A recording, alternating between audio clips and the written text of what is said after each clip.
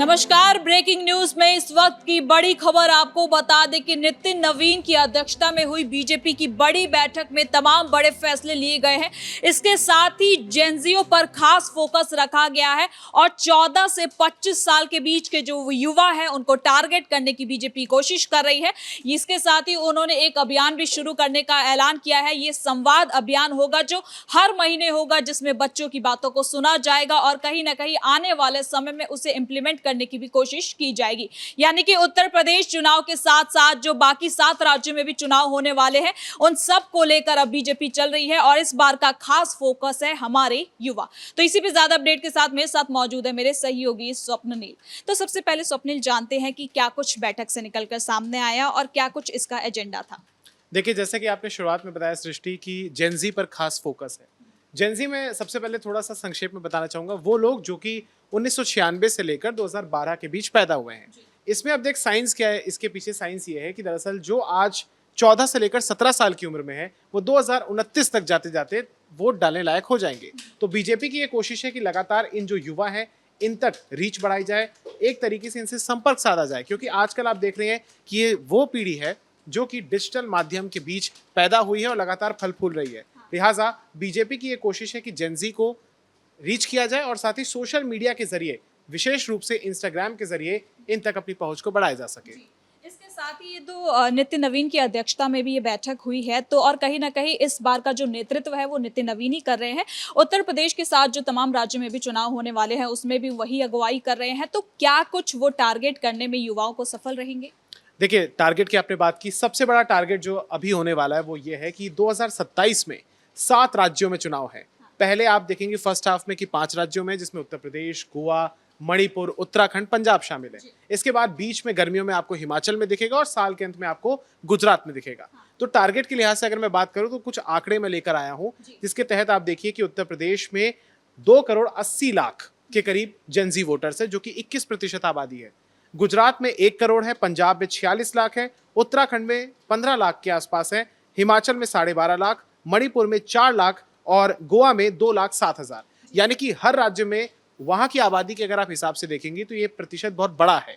लिहाजा सबसे बड़ी कोशिश यही है कि टारगेट हम जेनजी को किया जाए। बीजेपी की या तमाम पार्टियों की इससे पहले, सीजेपी के प्रोटेस्ट से पहले ये रणनीति हुआ करती थी कि हम उन युवाओं को टारगेट करें जो कि रोजगार कर रहे हैं या फिर रोजगार के लिए बिल्कुल रेडी हैं। उनकी कोशिश ये नहीं रहती थी कि जो इससे थोड़े से 2-3 साल पीछे के युवा हैं उन तक हम रीच करें। लेकिन सीजेपी के प्रोटेस्ट ने ये मजबूर कर दिया बीजेपी को इस समय कि भाई कुछ ना कुछ हमें रीच करना पड़ेगा। वो जो कॉन्फिडेंस टूटा है उस कॉन्फिडेंस बिल्डिंग मेजर के तहत हमें काम करना होगा। तो 7 राज्यों को ध्यान में रखते हुए सबसे बड़ा टारगेट जेनजी ही होने वाले हैं। जी, हर चुनाव में हम देखते हैं कि युवा रोजगार और शिक्षा का मुद्दा सरकार उठाती है, उस पर बात करती है, लेकिन इतनी प्रमुखता से जिस बार अब हमें देखने को मिल रहा है इस बार उस तरीके से देखने को नहीं मिलता। तो क्या सीजेपी का प्रोटेस्ट ही एक मेन रीजन है कि ये मुद्दा अब सरकार तक भी पहुंचा है और कहीं ना कहीं सरकार भी इसको सुनने के लिए मजबूर हो गई है? देखिए, बचपन में आपने भी केमिस्ट्री पढ़ी है, मैंने भी पढ़ी है। केमिस्ट्री में एक फॉर्मूला होता है कैटलिस्ट का। कैटलिस्ट की भूमिका ये होती है कि वो किसी भी रिएक्शन को तेज कर देता है। तो देखिए, यहाँ पर सीजेपी यानी कि कॉकरोच जनता पार्टी ने साफ तौर पर यह चीज किया कि भाई वो आए, उन्होंने युवाओं के मुद्दे को एक कैटलिस्ट की तरह ही तेज कर दिया। आज आप देखेंगे कि कांग्रेस हो, बीजेपी हो, आरजेडी हो, समाजवादी पार्टी हो, आम आदमी पार्टी हो, जो कि उनकी पेरेंट ऑर्गेनाइजेशन है सीजेपी की, तो इन तमाम पार्टियों का फोकस जेनजी आ गए हैं। उनको ये बात पता है कि सोशल मीडिया पर, मोबाइल फोन्स पर सबसे ज्यादा जो एक्टिव है वो जेनजी है, यानी कि वो जो कि 14 से लेकर 29, 30, 35 तक जा रहा है। तो ऐसे में सीजेपी एक आप कह सकते हैं कि वो इनिशियल फैक्टर हो सकता है, वो इंक्रीज करने के लिए हो सकता है, जरिया हो सकता है। लेकिन हमेशा से इन तमाम पार्टियों का फोकस युवाओं पर रहा और हमने देखा भी कि बीजेपी की जो नितिन नवीन की अध्यक्षता में नई टीम बनी है, जो कि भले ही 209 दिनों के बाद बनी हो, लेकिन उसमें आपको रिसर्च दिख रहा है, उसमें आपको ये चीज दिख रहा है कि 65 लोग जो हैं उनकी जो औसतन आयु है वो भी नितिन नवीन की ही उम्र के आसपास है। कहा जा रहा है कि 50-51 साल के आसपास है, नितिन नवीन भी 46 साल के हैं। तो बीजेपी का टारगेट यही है कि इस नई टीम के द्वारा, और कल प्रधानमंत्री मोदी ने भी उनसे मुलाकात करी, तो ये जो राष्ट्रीय पदाधिकारी हम अपनी स्क्रीन पर भी देख रहे हैं, दिखा रहे हैं दर्शकों को, इसके माध्यम से एक तरीके से जनता और खास तौर से जेनजी इस साल का वर्ड ऑफ द ईयर भी होने वाला है। मैं ऐसी घोषणा तो नहीं करूंगा, मुझे लगता है, क्योंकि कहीं ना कहीं हर चीज उनसे जुड़ रही है, हर पार्टी का फोकस उनसे जुड़ रहा है और बीजेपी की भी कोशिश है कि जेनजी को टारगेट किया जाए, उन्हें साधा जाए, ताकि भविष्य में आज से जब 2 से 3 साल के बाद चुनाव होंगे और अलग अलग राज्यों में जब राज्यों के चुनाव होंगे तो उसमें जेनजी वोटर कहीं छिटक ना जाए, क्योंकि अगर ये छिटका तो सरकार भी इधर उधर हो सकती है। इसके साथ ही संवाद कार्यक्रम का भी शुरुआत किया जा रहा है। कहा जा रहा है कि ये अभियान हर महीने चलेगा, मंगलवार को होगा। तो ये भी क्या कुछ है, इससे सरकार बच्चों से कैसे कनेक्ट कर पाएगी? देखिए, जाहिर सी बात है, जैसा कि मैंने बताया, मैं उसको थोड़ा और एक्सटेंड करना चाहूँगा। यूनिवर्सिटीज़ में, कॉलेजेस में इस समय जो लोग पढ़ रहे हैं वो वोटर हैं भी, और जो जाने वाले हैं, जो 10th 11th 12th में, वो भी आगे जाके वोटर्स बनेंगे। तो बीजेपी एक युवा संवाद कार्यक्रम की शुरुआत कर सकती है, और इसके जरिए जो केंद्रीय मंत्री हैं, जैसे आपको याद होगा प्रधानमंत्री मोदी ने नॉर्थ ईस्ट को साधने के लिए, वहां पर विकास हो, उसके लिए प्रधानमंत्री मोदी ने लगातार हर केंद्रीय मंत्री को ये बोला था कि आप वहां पर सिर्फ जाएंगे नहीं, सुबह जाएंगे दोपहर को वापस आए, ऐसा नहीं होगा। अब आपको वहां पर जाकर स्टे करना पड़ेगा, वहां का जो राजभवन है, वहां की जो चीजें हैं, स्टेट गेस्ट हाउस है, वहां पर आपको रुकना पड़ेगा, ताकि एक मैसेज जाए कि हम लोग सीरियस हैं। नॉर्थ ईस्ट के साथ जो डिस्कनेक्ट एक भारत का मेन लैंड का रहा, उसको खत्म किया गया, वहां पर विकास लाया गया। उसी तरीके से अब इन तमाम जो नेता हैं, जो तमाम मंत्री हैं विशेष रूप से, उनको ये निर्देश दिया जाएगा कि आप कॉलेजेस में जाएं, पॉडकास्ट करें, इंस्टाग्राम पर एक्टिव हो, जैसा कि हमने देखा भी, तो ताकि जो जेनजी है वो आपकी भाषा, आपकी बॉडी लैंग्वेज, तमाम चीज़ों से खुद को कनेक्ट महसूस करे। और द मोमेंट उन्होंने खुद को कनेक्ट महसूस किया तो उसके बाद वो वोट में तब्दील हो जाएगा। जो कुछ भी डैमेज हुआ वो तमाम चीज़ें रिपेयर हो जाएंगी। हालांकि अगर स्मृति ईरानी की बात करें तो वो लगातार सवाल उठा रही हैं। वो यहाँ पे राहुल गांधी को घेरने की कोशिश कर रही हैं। कह रही है कि बीजेपी हमेशा महिलाओं के साथ और युवाओं के साथ रहा है, लेकिन जो राहुल गांधी है वो कहीं ना कहीं हमेशा मुद्दा भटकाने की कोशिश करते हैं और महिलाओं का अपमान करते हैं, और युवाओं के मुद्दे पर भी वो कहीं ना कहीं उनको भटकाने का प्रयास कर रहे हैं। देखिए, राहुल गांधी और स्मृति ईरानी के बीच जो अदावत है वो आज की नहीं है, वो पुरानी है। और राहुल गांधी को भी जो सबसे बड़ा जख्म मिला था वो 2019 में मिला था स्मृति ईरानी के द्वारा ही।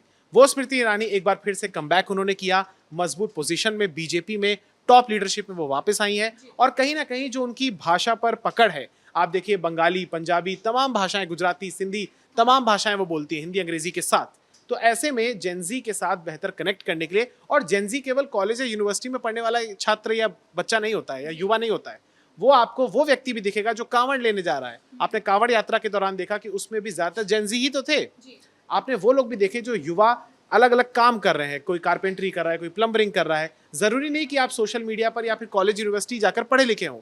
तो तमाम लोगों से संवाद करने के लिए आपको एक ऐसी वृहद पहचान वाला व्यक्ति चाहिए, ऐसा एक शख्स होना चाहिए, राजनीतिक कद जिसका बड़ा हो, जिसकी कम्युनिकेशन स्किल बढ़िया हो, ताकि जेनजी तक वो सपोर्ट, वो संदेश, वो संवाद स्थापित हो सके, जो कि बीजेपी फ्यूचर में अपने घोषणा पत्र, अपने मैनिफेस्टो में अपनी विचारधारा को लेकर दिखाना चाहती है। लेकिन इसके साथ ही स्वप्निल, बीजेपी ने शायद वो मुद्दा ढूंढ लिया है एजुकेशन, जिसको लेकर वो युवाओं को साधने की कोशिश कर रहे हैं। इसी को देखते हुए अगर उत्तर प्रदेश की बात करें तो यहाँ पर एक गाइडलाइन भी जारी कर दी गई है कि अगर स्कूल में स्टूडेंट नहीं पहुँच रहा है तो टीचर्स घर जाएंगे और पता लगाएंगे कि आखिर बच्चा स्कूल क्यों नहीं आया और स्कूल के कैसे हालात है। क्योंकि हमने पिछले दिनों देखा है कि उत्तर प्रदेश में भी कई ऐसे सवाल उठे हैं कि स्कूल के हालात ऐसे क्यों हैं, जिसको लेकर अब योगी सरकार एक बार फिर से एक्टिव हो गई है, क्योंकि कहा जा रहा है कि उन तक ये बात पहुंची ही नहीं थी, जिसके बाद अब कई बड़े एक्शन भी इसमें लिए गए हैं। देखिए, बिल्कुल आपने ठीक कहा, उत्तर प्रदेश की जो योगी आदित्यनाथ सरकार है वो बच्चों को लेकर, छात्रों को लेकर काफी ज्यादा कंसर्न्ड है। बीते दिनों हमने देखा कि उत्तर प्रदेश के अलग अलग जिलों में ऐसे आदेश भी पारित किए गए जिसमें कहा गया कि भाई जो भी लोग हैं, जो यूट्यूबर्स हैं, जो फोन कैमरा लेकर कहीं भी घुस जाते हैं, कभी भी किसी भी स्थिति की वीडियो बनाने लगते हैं, व्यूज गैदर करने के लिए, बच्चों की प्रिवेसी के साथ खिलवाड़ करते हैं, उन तमाम लोगों को उन्होंने वहां पर रोका जाए। और इसी कड़ी में जब आज योगी आदित्यनाथ मुख्यमंत्री जो है वो रसोइयों के साथ कार्यक्रम में थे, तो वहां पर उन्होंने निशाना भी साधा। उन्होंने ये कहा, उन्होंने आम आदमी पार्टी पर इशारों में कहा, उन्होंने साथ ही समाजवादी पार्टी को लेकर भी इशारों में कहा कि देखिए, कुछ लोग आएंगे जो आपकी वीडियो बनाएंगे, लेकिन आपने इन तमाम चीजों पर ध्यान नहीं देना। आपने ध्यान देना है कि कैसे स्वच्छता मेंटेन रखनी है, कैसे हर बच्चा स्कूल आए, कैसे खाना पकाते वक्त वो तमाम जो SOPs होती हैं, जो तमाम डूज एंड डोंट्स होते हैं, उनका ध्यान आपने रखना है, ताकि कोई भी मौका विपक्ष को या विरोधियों को आपके ना मिले सरकार की व्यवस्था पर। और इससे जाहिर सी बात है, अल्टीमेटली जो बच्चों का स्वास्थ्य है उसी पर सकारात्मक प्रभाव पड़ेगा। तो योगी आदित्यनाथ का ये संदेश है कि आप लोग अपने आप को ठीक कीजिए, ताकि कोई आपके ऊपर लांछन या आरोप लगा ना पाए। बस आखिरी सवाल आपसे लेना चाहूंगी कि क्या 2027 की पिच बीजेपी ने तैयार कर लिया है? क्योंकि जिस तरीके से उन्होंने जेनजी पर फोकस कर दिया है, उससे ये तो साफ साफ हो रहा है कि कहीं ना कहीं रणनीति बन चुकी है। बस अब मंत्रियों का मैदान में उतरना बाकी है, जिसके बाद कहीं ना कहीं पूरी तैयारी हो जाएगी। बिल्कुल, देखिए, उत्तर प्रदेश में अब चुनाव है। सबसे बड़ा चुनाव जो होने वाला है वो उत्तर प्रदेश का ही होने वाला है। और उत्तर प्रदेश के चुनाव का काफी हद तक जो प्रभाव होता है वो उत्तराखंड में आपको दिखेगा। पंजाब की तरफ भी मैं आना चाहूंगा। पंजाब का चुनाव इस बार बीजेपी के लिए बड़ा ही रणनीतिक और मैं कहूंगा निर्णायक होने जा रहा है, क्योंकि जिस तरीके से बंगाल की सफलता हुई उसमें आपको दिखेगा पंजाब में भी बीजेपी की कोशिश है कि हम रीच करें। लेकिन उत्तर प्रदेश बहुत फोकस में रहने वाला है, और उसमें भी जेंजी इसलिए फोकस में रहने वाले हैं क्योंकि तमिलनाडु का जो है उदाहरण मैं आपको बताना चाहूंगा। तमिलनाडु में विजय की जब सरकार बनी तो विजय ने एक भी प्रेस कॉन्फ्रेंस नहीं करी, आपने देखा। लेकिन जो विजय है, सी जोसेफ विजय, वो आज मुख्यमंत्री बने हुए हैं। तो वो एक टेस्ट सर्वे भी है, एक टेस्ट केस भी है कि आखिर जेंजी ने किस तरीके से अपने आप को तो किया ही तैयार थलापति विजय को देने के लिए वोट, उन्होंने अपने परिवार को भी इन्फ्लुएंस कर दिया। तो ऐसे ही कोई बीजेपी या यूपी में या बीजेपी के तमाम जो शासित राज्य हैं, क्योंकि मैक्सिमम राज्य वही हैं, तो वहां पर ऐसा ना हो जाए कि भाई आप छिटक जाए आपसे वोट। तो जाहिर सी बात है अब रणनीति तैयार होगी। बीजेपी के जो महामंत्री हैं, जो पदाधिकारी हैं, वो है, केंद्रीय मंत्री उतरेगी, बड़ी फौज आने वाले समय में आपको उतरती हुई दिखाई देगी। बहुत बहुत धन्यवाद स्वप्निल इन तमाम जानकारियों के लिए। तो आपको बता दें कि कहीं ना कहीं उत्तर प्रदेश में तैयारी शुरू हो गई है। 2027 की चुनावी तैयारी शुरू हो चुकी है। बीजेपी की बड़ी मीटिंग में बहुत सारे ऐलान किए गए हैं, जिसमें इस बार मेन फोकस पर रहा है जेन ज़ी। तो फिलहाल के लिए ब्रेकिंग न्यूज में इतना ही। कैमरा पर्सन अशोक भारद्वाज के साथ मैं सृष्टि शाह।